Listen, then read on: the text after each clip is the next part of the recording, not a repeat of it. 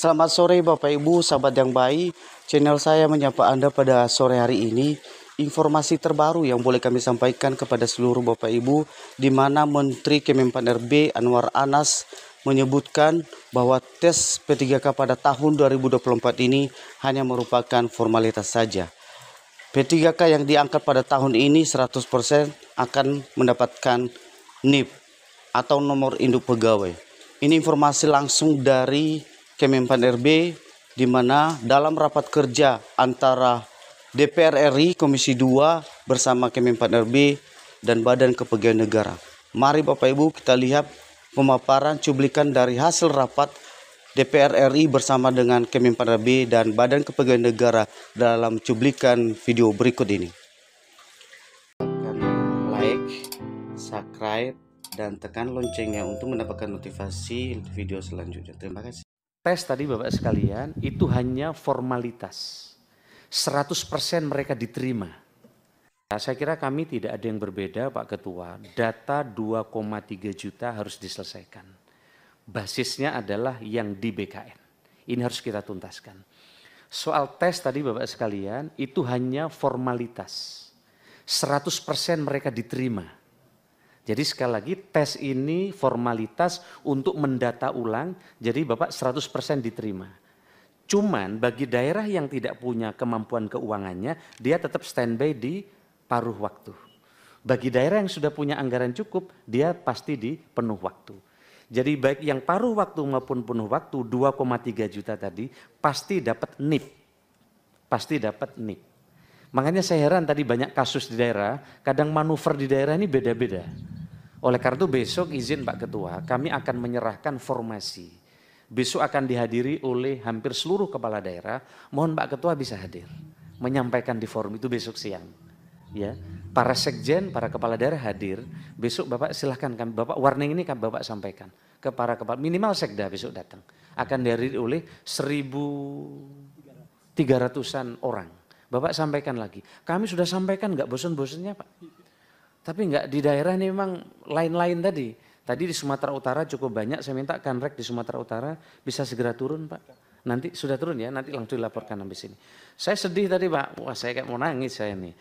Bukan, saya bayangkan, iya memang betul kejadian ada orang jual sawahnya karena anaknya tadi untuk bisa jadi honorer, padahal honorer enggak seberapa. Itu betul itu. Nah makanya nanti Bapak kita telusuri bareng-bareng, kasus-kasus tadi jika muncul tidak sesuai, harapan saya kita koordinasi dengan Diknas untuk dicabut, saya kira tadi.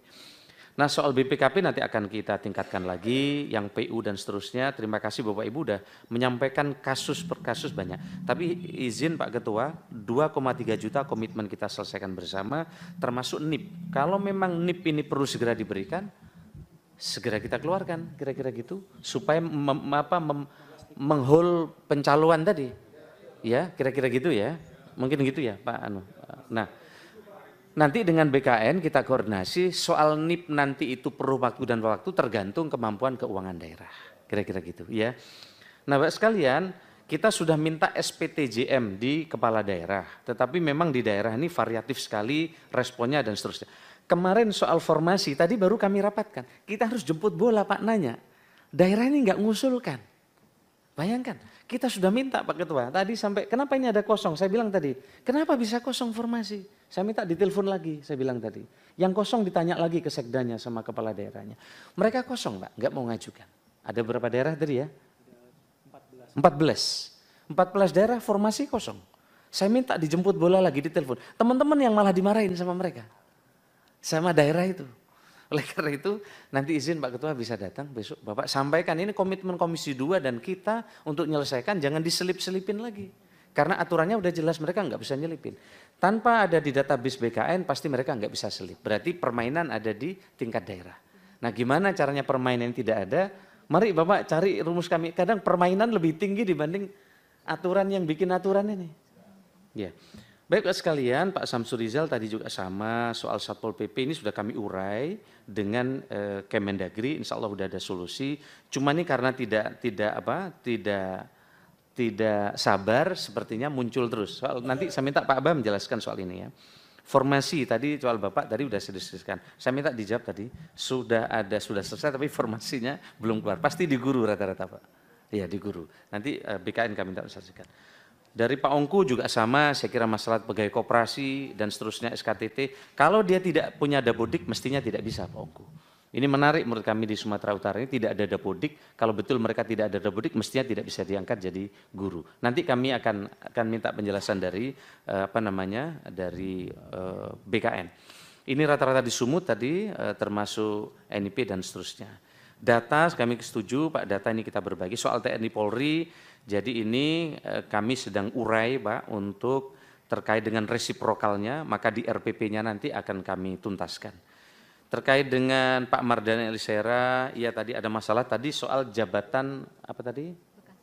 Yang di Bekasi, analisis kebijakan. Analisis kebijakan ini memang harus ada kemampuan teknis.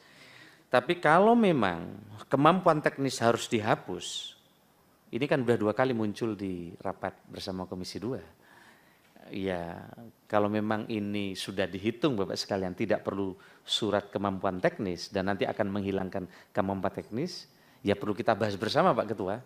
Di forum ini tentu harus dihitung. Kami tidak ada kepentingan yang lain kecuali menjaga kualitas dari mereka yang diterima.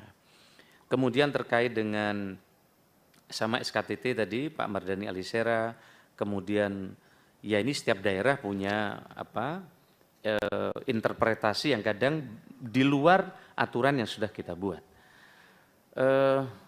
Progres THK 2 ini mestinya sudah jadi prioritas kita. Jadi nanti Pak Amin THK 2 pasti masuk ini, tidak mungkin tidak. Jadi kadang penerjemah di lapangan ini, kadang memainkan tafsir sehingga untuk mengeruk keuntungan. Kami ingin sampaikan kepada teman-teman, seluruh THK 2 pasti kita selesaikan di 2024. Begitu juga yang masuk database. Jadi teman-teman tidak perlu melakukan lobby, karena kalau database ada pasti diselesaikan dan teman-teman honorer pasti mendapatkan NIP. Tinggal apakah paruh waktu atau penuh waktu. Kira-kira gitu. Di luar data BKN tadi masih menjadi PR yang nanti akan kita selesaikan bersama. Kami silakan Pak BKN untuk menyampaikan hal teknis tadi. Terima kasih Pak Menteri. Mohon izin Pak Pimpinan, ada beberapa yang perlu kami tambahkan terkait dengan apa yang disampaikan oleh Pak Menteri yang berkaitan dengan pertanyaan Pak Junimat tadi. Jadi untuk kasus Madinah dan 5 kabupaten kota di Sumatera Utara, Pak Pimpinan, itu sebetulnya sudah kita tindaklanjuti. Jadi kita sudah koordinasi dengan Polda Sumatera Utara, sudah ditetapkan tersangkanya, kepala dinas dan pejabat yang terkait. Bahkan BKN pernah menerima surat dari pimpinan DPRD Provinsi Sumatera Utara agar mereka yang kemarin diluluskan karena SKT itu memang nilainya 30% itu dibatalkan. Tapi sampai sekarang kabupaten tersebut tidak membatalkan, maka kami mengambil tindakan mereka tidak kita tetapkan nomor NIP-nya dulu, kita hold karena ini belum selesai. Yang lainnya tetap jalan. Ini dari sebagai bentuk pertanggungjawaban agar tidak menjadi kegaduhan. Sementara mereka sebetulnya kalau dilihat dari nilainya itu sebelum ada SKTT itu memang di bawah dari mereka yang seharusnya lolos karena mungkin SKTT-nya tidak bagus. Jadi ini yang pertama. Yang kedua kaitannya dengan kebocoran soal, kami sampai saat ini belum menerima pengaduan Pak Pimpinan. Karena soal itu sebetulnya sudah dieksekusi oleh BSSN. Jadi kami membuat bagaimana caranya supaya soal itu betul-betul aman dan pada saat itu dilakukan seleksi, itu betul-betul hanya dari pihak-pihak BSSN dan pembuat soal yang tahu, yaitu konsorsium dari perguruan tinggi yang ditunjuk oleh Pak Menteri Pendidikan dan Kebudayaan. Kemudian yang ketiga, sewa laptop. Memang kita sewa laptop. Tidak mungkin kita mempunyai laptop tersendiri yang jumlahnya di beberapa titik lokasi sampai ribuan itu, maka kita sewa. Tapi pada prinsipnya kita akan memformat ulang. Jadi tidak yang dikhawatirkan tadi kalau misalnya soalnya itu jadi bocor karena sewa laptop, kita sudah format ulang sehingga harapannya memang tidak akan ada lagi laptop-laptop itu yang mungkin sudah dimasukkan soal-soal atau yang ada upaya-upaya yang tidak benar dari beberapa pihak yang tidak bertanggung jawab. Dan ini sudah kita lakukan uji forensiknya sehingga insya Allah laptop yang kita sewa itu aman. Kemudian yang keempat, kaitannya dengan joki, memang selama ini masih ada upaya-upaya yang dilakukan untuk perjokian ini. Tapi karena kita sudah menggunakan face recognition, 2 kali kita gunakan ketika masuk dan ketika akan mulai tes, maka joki itu alhamdulillah bisa tertangkap. Nah, sehingga kalau misalnya tadi ada kembar 2, itu by system sebetulnya bisa kita tangkap. Karena kembar pun mesti ada bedanya. Ya, ada bedanya. Jadi ini kita mengandalkan sistem yang sudah kita bangun selama ini dan alhamdulillahnya memang bisa berjalan secara objektif. Nah, kaitannya dengan verifikasi validasi, kami laporkan Bapak Pimpinan, sebetulnya kita sudah melakukan verval berdasarkan dari surat edaran Menteri Pan-RB tahun 2022 bersama-sama dengan BPKP. Ada pembagian tugas, kalau BPKP itu berkaitan dengan kriteria berupa bukti pembayaran nominal gaji yang benar dan sah yang bersumber dari APBN atau APBD. Termasuk yang dibayar dari dana BOS dan dana yang bersumber dari pengelolaan Badan Layanan Umum dan Badan Layanan Daerah. Ini yang menjadi fokus dari BPKP. Sementara untuk BKN, verval yang dilakukan itu ada 6 poin. Yang pertama SPTJM, kemudian yang kedua SK pengangkatannya sebagai tenaga kontrak atau non-ASN, kemudian kita lihat masa kerjanya, apakah sudah bekerja paling singkat 1 tahun pada 31 Desember 2021, kemudian usianya paling rendah 20 tahun dan paling tinggi 56 tahun pada 31 Desember 2021. Kemudian kita lihat juga pendidikannya yang dibuktikan dengan ijazah dan yang terakhir adalah jabatan-jabatan yang sesuai dengan SE Menpan. Jadi ini kita lakukan Bapak Pimpinan dan kita selalu berkoordinasi dengan teman-teman di BPKP. Sehingga verval ini harapannya nanti untuk memastikan bahwa yang bersangkutan itu betul-betul memenuhi syarat untuk diangkat menjadi P3K. Kemudian tadi kalau misalnya ada rumor yang mengatakan BKN meminta kuota, insya Allah sampai saat ini nggak ada Bapak Pimpinan. Jadi mohon maaf kami sering mencontohkan pimpinan BKN pun anaknya juga tidak lulus. Sehingga ini bisa terbukti bahwa tidak ada jatah dari BKN untuk memperoleh kuota pengangkatan sebagai calon aparatur sipil negara. Jadi ini tambahan kami, mungkin izinkan Bapak Pimpinan untuk kaitannya dengan mereka yang sudah lulus passing grade tetapi belum dapat diangkat menjadi PNS. Pertanyaan dengan Pak Gus itu mohon Pak Deputi Sinka atau Pak Deputi Mutasi, kami persilakan.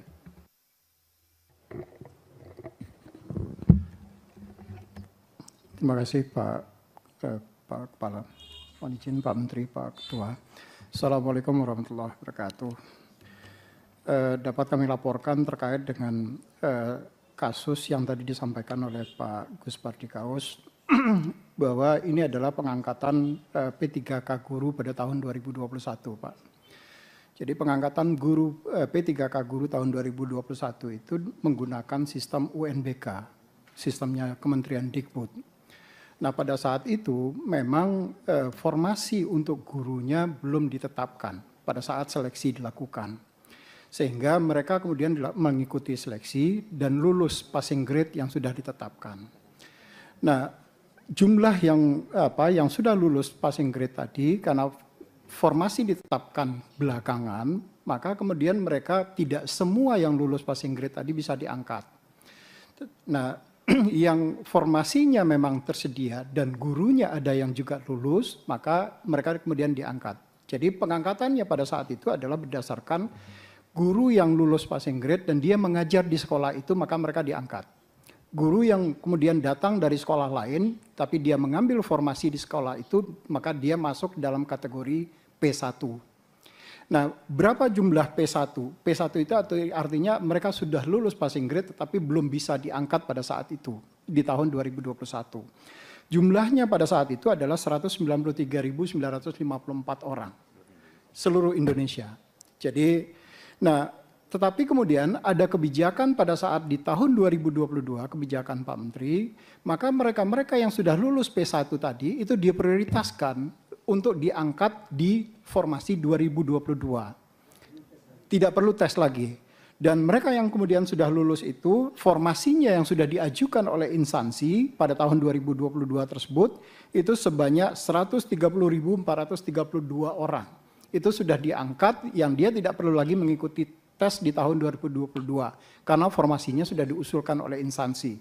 Artinya masih ada tersisa karena yang jumlah seluruhnya 193 dan yang diangkat di tahun 2022 130.000. Nah, di tahun 2023 kemarin kebijakan yang sama juga diperlakukan. Jadi mereka yang sisa dari P1 tadi itu kemudian diusulkan formasinya oleh instansi kembali di tahun 2023 tanpa tes lagi karena mereka sudah lulus P1. Maka jumlah yang diangkat di tahun 2023 sebanyak 47.975 orang. Nah, yang tentu masih ada sisa, Pak. Jadi sisanya sekarang itu adalah 15.547. Ini yang kita berharap di 2024 ini formasinya kemudian dituntaskan oleh teman-teman di instansi. Sehingga seluruh yang P1 sejumlah 193.000 tadi itu bisa diangkat keseluruhannya. Itu tambahannya Pak Gus Pardi. Terima kasih.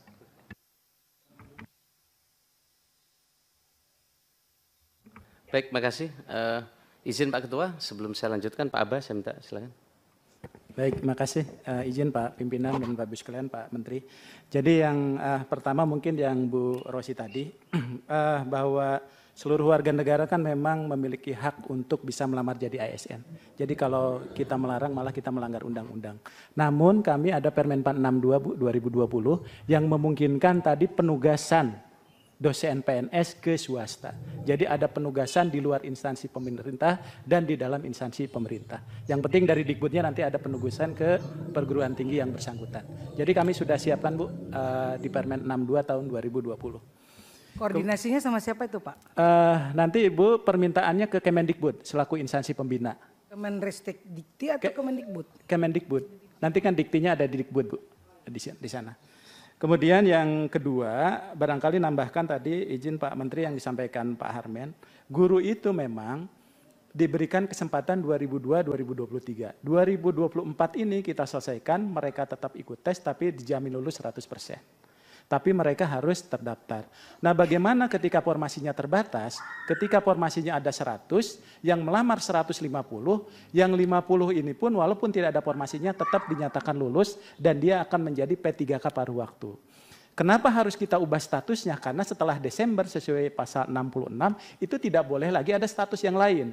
Sehingga dia harus jadi P3K walaupun P3K paruh waktu yang sedang kita atur di dalam Permenpan Pak saat ini. Nah, kemudian guru yang SKTT tadi memang dari Kemendikbud. SKTT itu ada dua Pak. SKTT untuk khusus itu prioritas dan tenaga honorer. Yang kedua SKTT umum. Walaupun nanti SKTT-nya yang umum lebih tinggi, secara berurutan yang akan dimenangkan walaupun dia nilainya lebih rendah dari yang umum, dia yang harusnya menang sesuai dengan Permenpan. Karena ada urutan prioritas. Jadi kalau saya misalnya nilainya 10, kemudian yang umum itu setelah SKTT 12, saya yang harus dapat. Karena di Permenpan kami menyebutkan bahwa secara berurutan prioritas yang pertama termasuk P1 tadi Pak Gaus izin, yang kedua adalah tenaga honorer. Jadi mereka. Jadi kalau ada formasinya 2, maka dia akan masuk 2 di situ.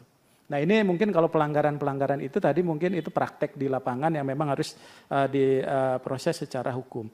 Kemudian dari sisi regulasi, penyelesaian tenaga non ASN ini walaupun belum selesai di PP ini, kami sudah siapkan Pak perangkatnya semua. Termasuk 2022, 2023, 2023 itu 80%, 2024 setelah ada undang-undang itu 100%. Tapi kami mengharapkan memang seluruh Pemda itu yang punya kewenangan untuk mengusulkan, itu problemnya. Nah, oleh sebab itu ketika dia tidak mengusulkan, tapi kalau THK2 atau tenaga non-ASN-nya mendaftar, dia akan menjadi paruh waktu. Jadi kesempatannya itu menghabiskan proses ini. Nah, yang kami khawatirkan itu justru ketika mereka tidak mendaftar di tahun 2024. Nah, kalau dia tidak tidak melamar di 2024, maka dia tidak terdaftar sebagai orang yang pernah mengikuti tes. Nah, dengan demikian barangkali besok mungkin Pak Ketua nanti kami sampaikan undangannya Pak. Untuk bisa hadir, untuk menghimbau kepada mereka supaya tetap memasukkan formasi sesuai dengan database yang ada di BKN. Ya. Kemudian yang Pak Gaus tadi, apabila ada salah input data, tapi mereka sudah dinyatakan lulus Pak, tapi jabatannya berbeda, tapi sepanjang kualifikasi jabatan dan unit kerjanya sama, itu masih bisa kita usulkan untuk dilakukan perbaikan, Pak. Bisa dilakukan perbaikan. Bersih pimpinan, saya klarifikasi dikit. Ya. Di Dinas Perhubungan ini yang 50 kota, dan bukan hanya 50 kota, hampir di seluruh Dinas Perhubungan. Karena formasinya tidak tersedia, tadi kan penertiban, kemudian pengaturan jalan. Padahal mereka itu bekerja sudah puluhan tahun, 15 tahun dan lain sebagainya. Tapi nomenklatur jabatannya nggak ada. Karena nggak ada. Jadi yang ingin saya sampaikan adalah terhadap honorer yang berstatus demikian itu, bagaimana jalan keluar supaya dia jadi ASN. Itu aja, Pak. Baik, Pak. Jadi yang pertama, basis dari formasi itu 3, Pak. 1, kualifikasi pendidikan. Makanya kenapa kita cantumkan yang SD, Pak. Kalau tidak dicantumkan kebijakan Pak Menteri SD, ini banyak yang tidak bisa terangkat. Makanya kita masukkan tadi yang SD. Yang kedua, basisnya adalah jabatan. Yang ketiga adalah unit kerja. Jadi di Kepmenpan 11 2023 nanti harus disisir, Pak. Siapkan ada jabatan yang sifatnya generik, yang semua orang bisa masuk. Jadi kebijakan kita sebetulnya lebih menghargai pada pengabdian dan dedikasi, Pak. Sehingga kita korbankan dulu tuh aspek profesionalitas, aspek syarat dan sebagainya. SD pun, Pak, itu hanya diperuntukkan bagi tenaga non-ASN, Pak Ketua, Pak Gawis. Jadi bagi mereka yang umum, dia wajib memenuhi syarat paling kurang SMA atau S1. Jadi ini hanya limitatif untuk tenaga non-ASN. Barangkali itu Pak Menteri sebagai tambahan. Masih. Ya, baik. Jadi sebenarnya linear, Pak, keputusan yang kami buat. Bahkan Pak Ketua waktu itu menyampaikan kan banyak yang enggak lolos kalau lulus SMA. Maka kita bikin sekarang SD. Supaya yang masuk database BKN bisa kita selesaikan. Ini semua afirmasi karena Bapak waktu itu memutuskan bersama Komisi 2 agar ini terangkut semua. Kira-kira begitu. Oke. Baik, Mas. Cukup ya. Baik. Ketua, izin Ketua mau menyampaikan ini sebelum ditutup. Oh ya, silakan Mas. 8.000 berkas. Berkas 8.000. Saya ada juga tapi nanti belakangan aja. Terlambat. Silakan Bang Bu. Ya Pak Ketua, lupa saya dari Bu Rosi tadi. Jadi Bu Rosi, ini masalahnya tidak hanya perguruan tinggi tapi juga di swasta. Ini kiai, guru Katolik semua komplain ke kami karena kebijakan di Diknas itu memberi ruang swasta ikut P3K. Sehingga mereka kemudian pindah ke perguruan tinggi negeri. Sehingga mereka yang telah dibina jadi kosong. Nah harapan kami nanti ini juga ngundang Diknas Pak Ketua untuk menyampaikan ini kembali. Baik. Terima kasih. Silakan. 8.000 kasus.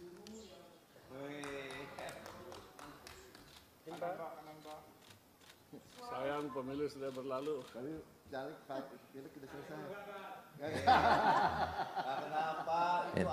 Ini pengabdian sama DPR. Luar biasa Pak Angku, luar biasa. Iya. Hebatnya Komisi 2 di situ. Terima kasih Pak Angku. Baik Bapak Ibu sekalian, saya kira tadi sudah banyak hal yang kita diskusikan. Nah mengenai kasus-kasus ini saya kira nanti di daerah tolong jadi catatan Kementerian PAN-RB dan BKN. Ya. Jadi tidak hanya dijawab secara lisan di sini, tapi juga ditindaklanjuti di tempat-tempat yang tadi disebutkan itu. Mungkin itu cuma hanya simptom saja, ya gejala gunung es yang mungkin di tempat yang lain juga banyak kasus seperti itu ya. Dan hati-hati itu kalau nanti menyelesaikan soal yang tadi itu, karena yang paling bertanggung jawab adalah yang menseleksi dan menerima. Ya, kalau tenaga honorer atau apa itu ya, yang penting buat mereka lulus. Nggak mungkin mereka melakukan itu kalau nggak ada yang nawarin. Nah, jadi kalaupun mau dihilangkan yang sudah lulus itu dengan cara yang begitu, itu harus betul-betul dicek memang dia lulus karena pakai pendekatan itu saja, atau mungkin ada juga yang tadi saya katakan dia secara pasang grade lolos, cuma karena khawatir yang lain pakai begituan, dia pakai gitu juga. Nah ini itu bahayanya ini. Tapi yang paling tanggung jawab adalah oknum-oknum yang melakukan praktek-praktek yang tidak bertanggung jawab seperti itu. Nah, bagi Bapak Ibu sekalian, kita punya 5 kesimpulan, tapi di luar 5 kesimpulan ini ada 2 hal, Pak, catatan. Yang pertama tadi kami menunggu nanti draft rancangan peraturan pemerintahnya, ya. 1-2 hari ini Ibu Ses Ya mungkin kasih ke teman-teman sekretariat. Yang kedua tadi, bahwa komitmen kita adalah menyelesaikan seluruh masalah tenaga honorer yang mungkin tahap pertama ini baru 2,3 juta. Jadi masih ada lagi Bapak Ibu yang lain yang nanti ya siapapun tadi, kalau Pak siapa tadi bilangnya, Pak Riswantoni, ya entah siapapun nanti di Komisi 2, tapi siapapun dari Menteri Pan-RB di periode berikutnya, tapi itu harus juga menjadi PR kita gitu, yang belum selesai semua. Baik, tolong tampilkan draft kesimpulan kita. Ya.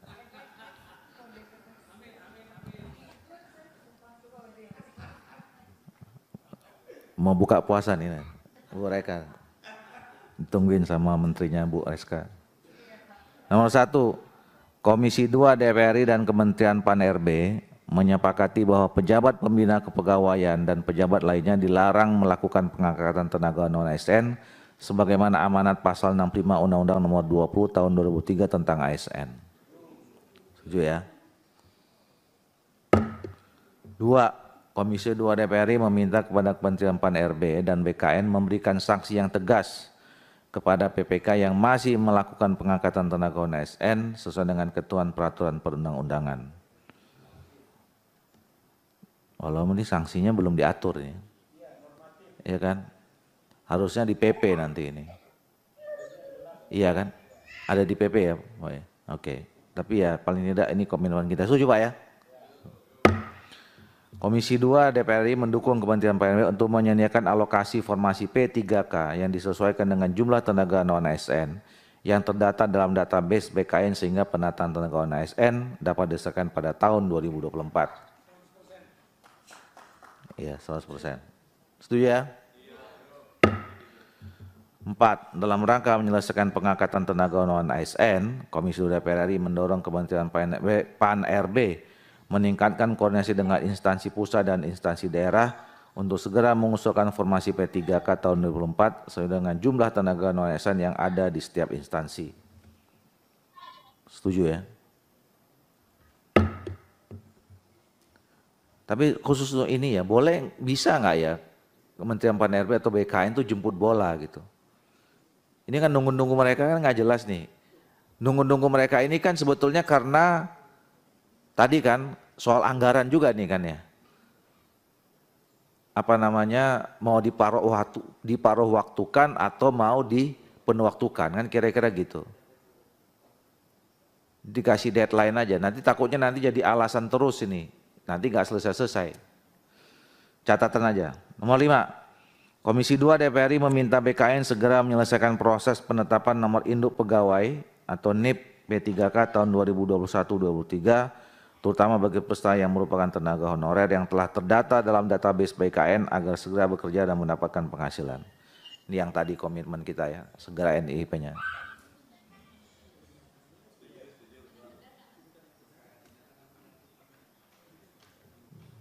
Ada komentar?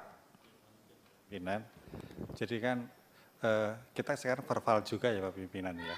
Jadi verbal itu memang kemarin ada beberapa yang sengaja dimasukkan oleh instansi, sebetulnya dia tidak memenuhi kriteria. Kriteria yang saya bacakan menurut SMN PAN tadi. Sehingga verbal itu nanti hasilnya ada yang tidak memenuhi kriteria. Nah, apakah yang tidak memenuhi kriteria juga akan kita angkat. Padahal sebetulnya mereka itu justru harusnya tidak dimasukkan gitu loh. Pada saat itu kan kita belum verbal. Tapi datanya namanya masuk dalam 2,3 juta? Masuk, iya. Masuk? Iya. Tapi kalau kita verbal hasilnya, mohon maaf, mungkin dia sebagai driver, sebagai pengaman dan sebagainya. Itu sengaja dimasukkan karena dari instansi itu yang penting masuk dulu. Sementara yang tertib, instansi yang tahu bahwa itu sebenarnya enggak, itu malah jadi enggak diangkat. Ini jadi masalah. Makanya yang nomor 3 tadi sebetulnya yang memenuhi kriteria dan yang lulus. Yang nomor 5? Termasuk nomor 3. Nomor 3?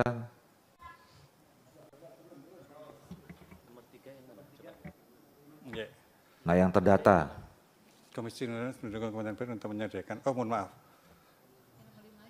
Oh ya nomor 5, mohon maaf, nomor 5. Iya, nomor 5. Jadi ada tambahan yang memenuhi kriteria hasil verbal, verifikasi validasi. Kita kan sekarang melakukan verbal. Jadi mohon maaf, kalau kita pakai istilah itu kadang-kadang datanya itu, mohon maaf, data sampah masuk dulu gitu loh. Sementara sebetulnya dia tahu bahwa tidak memenuhi kriteria menurut SMN Pan RB, ini sering kita jumpai. Bahkan BPKP pun juga tadi yang saya sampaikan kadang-kadang tidak menemukan dokumen itu. Apakah Ya, artinya dari sisa nama yang 1,7 ini sekarang kan masih bisa diganti namanya dong kalau gitu. Gantinya enggak, karena sudah ditutup di Desember 2021. Artinya ada kemungkinan dihilangkan, tidak jadi 1,7. Iya, betul. Ada kemungkinan gitu. Jadi kami khawatir ketika misalnya semua yang, mohon maaf, yang 3 jabatan itu diangkat, sementara itu tidak memenuhi kriteria, itu nanti bisa menimbulkan iri dari instansi lain yang dari awal memang dia tidak memasukkan. Itu yang kita khawatirkan. Ini kasus baru ini. Ya kan, kalau misalnya dihilangkan, berarti kan kita tidak committed 2,3 juta. Padahal sebenarnya di luar yang 2,3 juta masih banyak juga yang ngantri gitu loh. Contoh yang kayak saya tadi bilang 7 orang itu, yang dimasukin itu yang umurnya baru 1 tahun 2 tahun, tapi yang udah belasan tahun, puluhan tahun nggak dimasukin. Mereka nggak bisa masuk karena sudah di close. Nah tiba-tiba formasinya jadi nggak sampai 1,7, nah gimana nih? Izin Pak Ketua, waktu itu kan kalau kita buka lagi, ini nggak akan selesai. Bahkan melampaui periode kita kan gitu. Bisa 3 juta, bisa 4 juta, bahkan 5 juta. Maka sepakat di 2,3 juta. Tapi jika di tengah jalan memang ditemukan kekeliruannya fatal, misalnya driver tadi dimasukkan, ternyata ditemukan ini. Di verbal bertahap ini, yang secara kasat mata ini memang nggak bisa. Nah, jadi ini bisa di pending, tapi tidak bisa nambah baru. Karena kalau nambah baru, toh nanti kan akan ada, ya tugasnya Menpan berikutnya lah pimpinan di situ kan, nah tinggal beresin kira-kira gitu. Nah jadi ini urusannya banyak, memang ini Bapak semakin duduk sama kita 3 hari, nanti Bapak semakin tahu masalahnya betapa semak belukar di daerah, input macam-macam yang asal masuk, data, ini Pak Aminur Rahman pernah jadi wali kota. Yang penting saya nggak di demo, saya masukkan daftar. Padahal daftarnya jelas sampah ini kira-kira gitu. Nah yang tadi ditemukan, oleh karena itu perlu ditambah di situ kira-kira. Jadi database PKN yang memenuhi kriteria dan lulus. Nah sehingga nanti yang data sampah yang asal masukkan oleh kepala daerah tadi, yang kasat mata kelihatan sekali Pak Ketua, itu bisa di take down kira-kira gitu.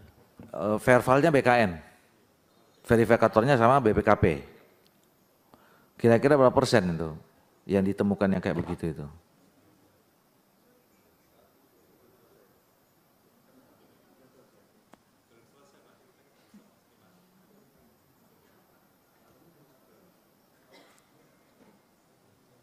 Nyampe 5% nggak?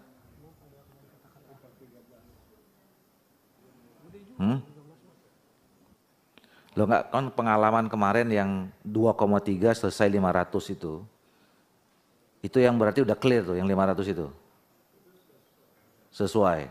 Nah dari 1,7 ini kan atau sederhana gini, udah berapa kasus yang didapat?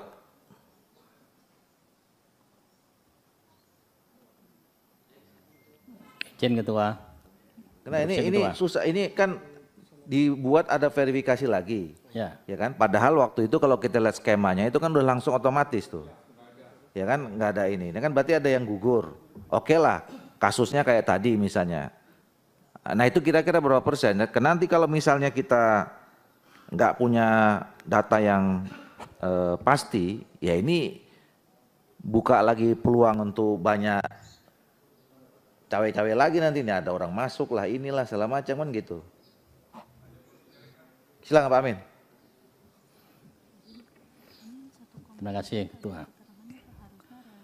Mensikapi dinamika yang ada di internal BKN ya, saya mendapatkan laporan dari beberapa daerah yang sudah dinyatakan memenuhi syarat lulus tes CAT sampai tes-tes yang lain, itu pemberkasan itu sebetulnya BKN sudah membuat norma yang cukup ketat, ya. Sehingga di situ setiap seleksi itu tidak semua 100% bisa terbit NIP-nya. Itu fakta. Jawa Timur kemarin itu cukup signifikan menurut saya. Ya, pada waktu kunjungan kerja kemarin ke sana. Sempat saya klarifikasi, persoalannya apa? Ternyata dari daerah yang diminta oleh BKN melengkapi, mencukupi semua persyaratan untuk terbitnya NIP itu juga menjadi persoalan tersendiri, Ketua. Jangan-jangan ini ada ruang gelap lagi, kesempatan memenuhi, mencukupi persyaratan terbitnya NIP ini. Mohon maaf, ini ada di daerah, karena dari BKN menurut saya sudah cukup firm itu ya. Tapi di daerah, ini dari sisi ini, belum lagi dari sisi formasi. Enggak salah kalau Pak Menteri hari ini ada 16 daerah atau berapa daerah yang enggak ngajukan formasi. Itu ada unsur kesengajaan, Ketua. Maka saya setuju sanksi ini harus tegas diatur di RPP itu, nanti juga menjadi bagian yang memberikan efek jerah pada daerah. Saya kira itu, Ketua. Terima kasih. Iya.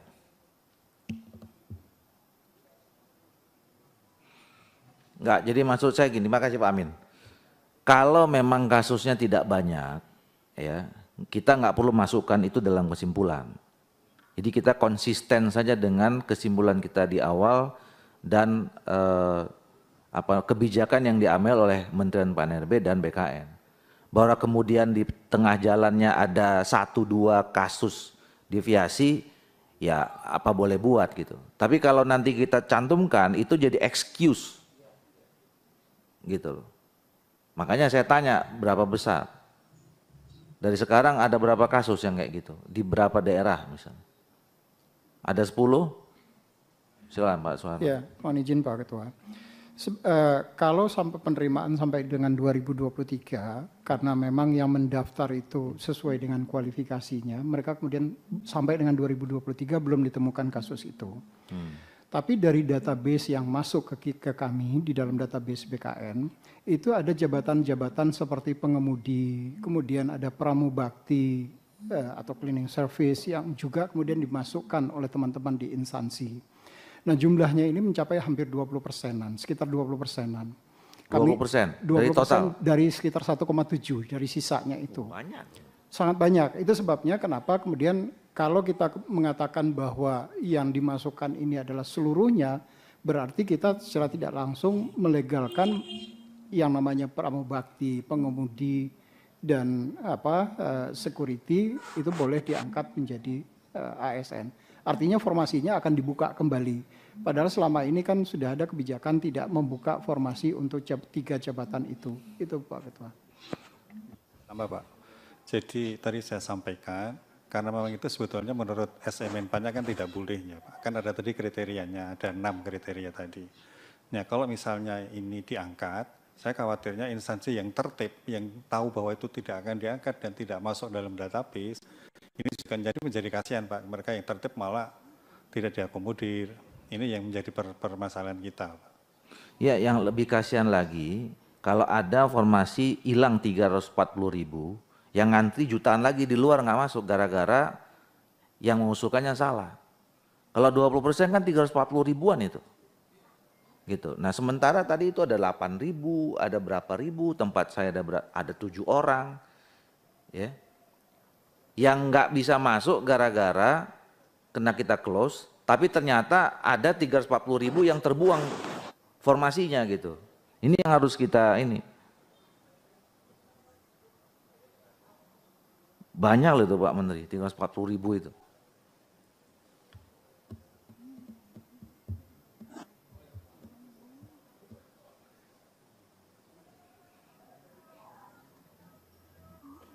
Jadi bukan soal kasihan sama instansi yang tertib. Kita lebih kasihan sama ibu bapak yang ngantri nggak masuk. Karena sudah di close 2,3 juta. Padahal ya kita baru tahu nih sekarang. Ada 340.000 yang kemungkinan hilang tak terangkat.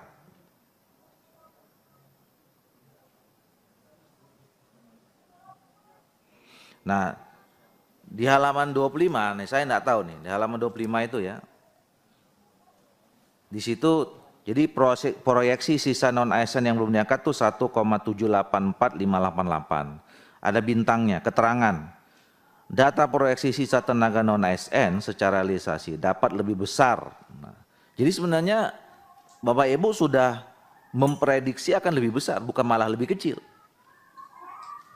Ini nih. Karena satu, tidak semua formasi khusus terisi oleh peserta formasi khusus non-ASN. Dua, belum semua peserta lulus seleksi tahun 2021 dan 2022 ditetapkan nomor induknya. Jadi kalau lihat dari halaman ini, sebenarnya pemerintah membuka peluang bisa nambah di luar 1,7.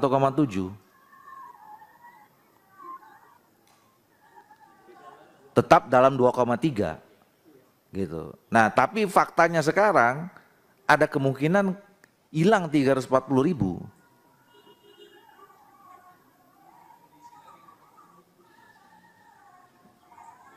Enggak, ini pertanggungjawaban kita saja, ya kan? Kita close, nggak boleh nambah 2,3 juta. Tapi ternyata ada yang formasi 2.340.000 yang kosong. Wah, ini harus kita bicarakan lagi nih Pak Menteri nih, gimana treatmentnya yang 340.000 ini? Pimpinan, saya pimpinan. Ya, silakan Pak. Ya, terima kasih pimpinan. Dulu kita ketika RDP dengan Pak Menteri, Menpan RB, terhadap 2,3 juta. Pak Menteri pernah menyatakan ke kami bahwa 2,3 juta itu BPK mendapatkan temuan. Saya nggak tahu itu temuannya apa. Dan kami ketika itu meminta untuk ditelusuri. Seperti yang disampaikan oleh Kepala BKN barusan, bahwa format-format yang disampaikan tadi, apakah cleaning service, sopir, sesuai dengan ketentuan dan peraturan berlaku, sebetulnya itu tidak boleh masuk dalam database. Kan begitu. Ini kan memang maaf nih, ini kan kesalahan dari Menpan RB. Kenapa sampai itu terinput? Sehingga korbannya ada sekitar 20% yang disampaikan oleh ketua. Kalaulah ini bisa dijadikan temuan BPK bahwa ini adalah sesuatu yang tidak boleh dilakukan, apakah itu bisa dijadikan alasan apa yang ketua tawarkan tadi? Jadi ini temuan BPK, sebetulnya saya ulang lagi, ketua-ketua sedang ngomong, itu yang namanya cleaning service, sopir, kan nggak boleh masuk ketua, sesuai dengan aturan. Apakah itu bisa dijadikan pembenaran untuk kebijakan yang diambil oleh BPKN tidak mendapatkan NIP itu atau bagaimana? Itu hanya sekedar informasi yang pernah Pak Menteri sampaikan kepada kami ketika itu terhadap temuan BPK. Terima kasih. Ya, makasih Pak Gaus. Jadi begini, saya kira ini harus kita bicarakan secara khusus juga dan serius nih, ya. Informasi yang kita dapatkan ini, ya. Mungkin begini, saya usulkan, ya, poin 5 ini tetap kita setujui, ya. Jadi ini menunjukkan kenapa kita pakai tetap dengan kata yang telah terdata, itu komitmen kita. Nah, nanti kita tambahkan poin 6, ya. Poin 6-nya lagi disusun nih sekarang. Jadi terhadap misalnya temuan, ya, hasil verfak yang tidak sesuai dengan ini, maka kita harus bicara lagi nih kebijakannya mau bagaimana ini, iya kan? Coba terhadap temuan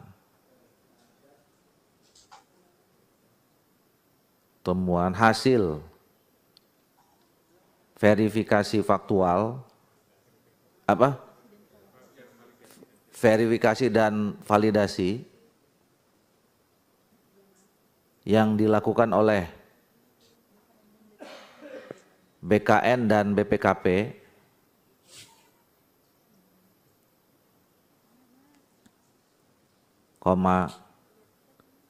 yang berpotensi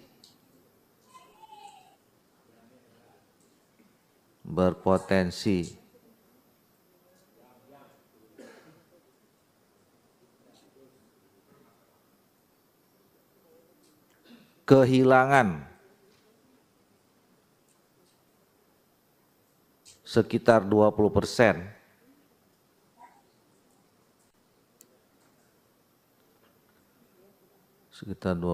dari 2,3 juta 1,7 ya, dari 1,7 formasi yang akan diangkat,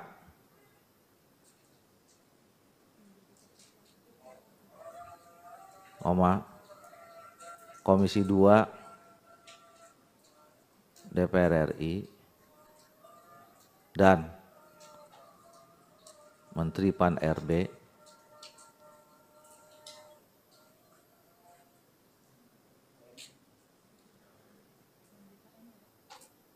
ya, dan BKN. Jadi danya satu aja, DPR RI, Menteri Pan-RB dan BKN.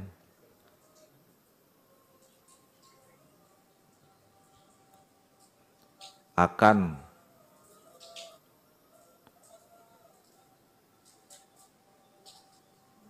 membahas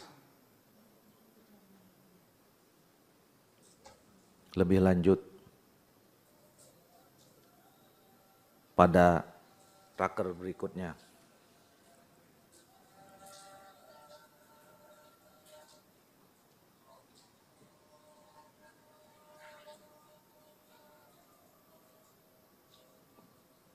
Gitu ya, Saudara Menteri? Ya. Ada aja. Kenapa? Apa? Yang akan diangkat menjadi P3K. Itu 1,7 juta formasi yang akan diangkat. Oh ya. Yang akan diangkat menjadi P3K itu ya. 1,7 formasi yang akan diangkat menjadi P3K.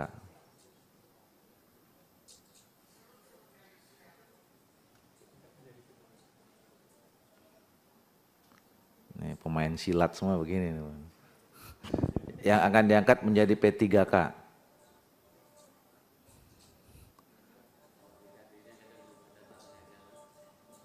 Lah itu tadi nyelip itu tuh, coba contoh sama saya tuh. Kenapa? Selip katanya.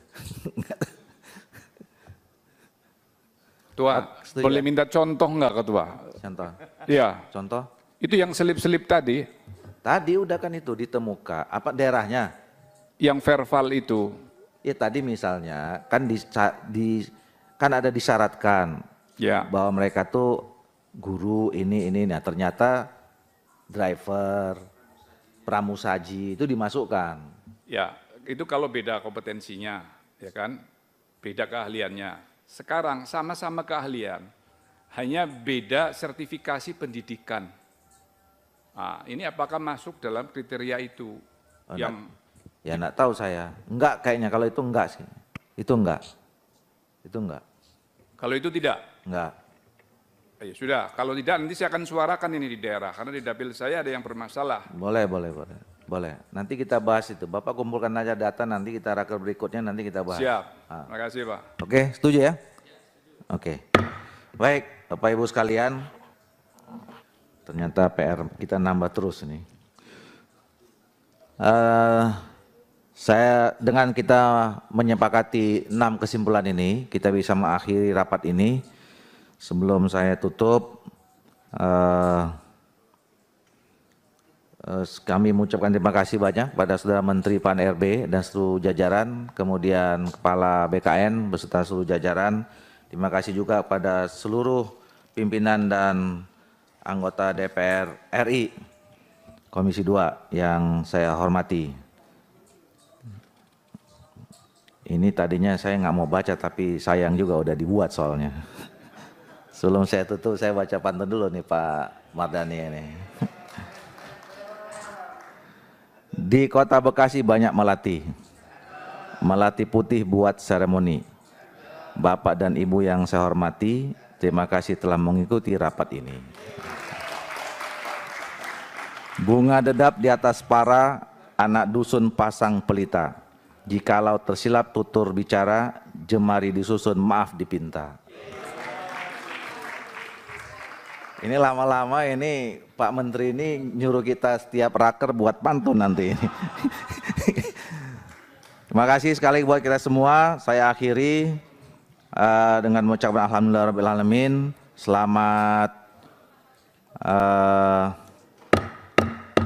sore, salam sejahtera bagi kita semua. Bila taufiq hidayah, assalamualaikum warahmatullahi wabarakatuh.